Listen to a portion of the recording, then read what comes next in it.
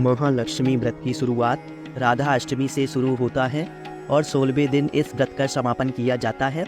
इस दिन महालक्ष्मी व्रत कथा का पाठ करने से भक्तों पर माँ की कृपा दृष्टि बनी रहती है। महालक्ष्मी व्रत भाद्रपद के शुक्ल पक्ष की अष्टमी तिथि के साथ शुरू हो जाता है। इस दिन राधा रानी के जन्मदिन के रूप में राधा अष्टमी का पर्व भी मनाया जाता है। महालक्ष्मी व्रत आज से शुरू होकर 16वें दिन यानी 17 सितंबर को समापन होगा। आज के दिन विधि पूर्वक और श्रद्धा से महालक्ष्मी व्रत रखा जाता है। इससे देवी लक्ष्मी प्रसन्न होती हैं और भक्तों पर अपनी कृपा दृष्टि बनाए रखती हैं। पूजा अर्चना के साथ ही इस दिन महालक्ष्मी व्रत कथा का भी पाठ करना चाहिए। तो आइए पढ़ते हैं महालक्ष्मी व्रत कथा। काफ़ी समय पुरानी बात है। एक गांव था जिसमें एक गरीब ब्राह्मण रहता था। वह भगवान विष्णु का भक्त था। वह नियमित रूप से श्री विष्णु की पूजा करता था। एक बार श्री हरि ने उस ब्राह्मण की पूजा से प्रसन्न होकर उसे वर मांगने को कहा। तब ब्राह्मण ने इच्छा जाहिर की कि लक्ष्मी का निवास उसके घर में हो। ये सुनकर विष्णु जी ने लक्ष्मी जी की प्राप्ति का मार्ग ब्राह्मण को बताया।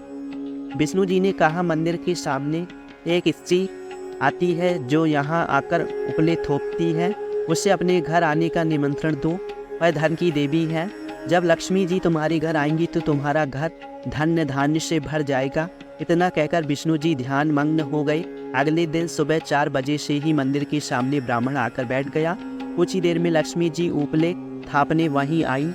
ब्राह्मण ने उनसे उसके घर आने का निवेदन किया। ये सुन लक्ष्मी जी समझ गई कि ये सब विष्णु जी ने ही उसे करने के लिए कहा है। तब उन्होंने ब्राह्मण से कहा कि तुम महालक्ष्मी व्रत करो। ये व्रत 16 दिनों तक व्रत करने और 16वें दिन रात को चंद्रमा को अर्घ्य देने के बाद ही तुम्हारा मनोरथ पूरा होगा।